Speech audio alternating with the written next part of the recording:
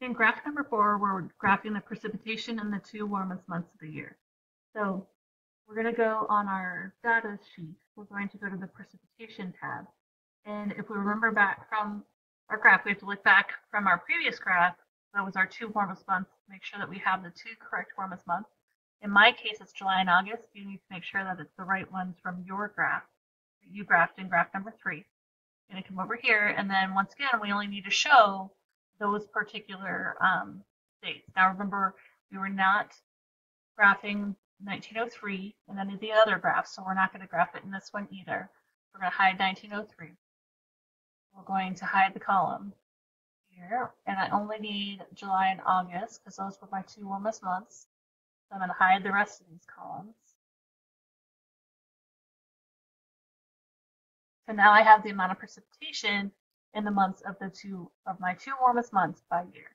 And so now we're going to graph just like we have before. So we're going to start out with our July and August.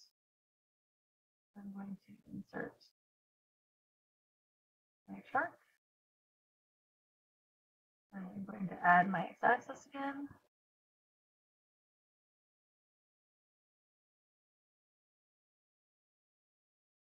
Okay.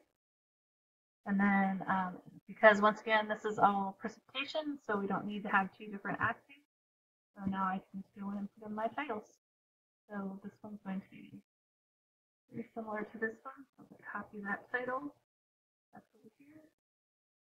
I'm going to to my title. Then this one is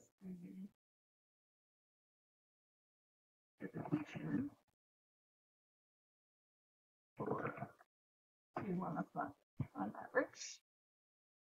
I have my horizontal axis, which is my x-axis, years again.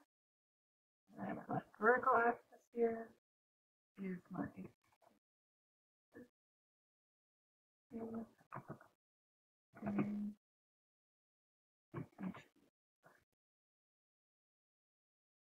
then I'm just once again see how I'm only going every other year. I'm going to stretch the graph.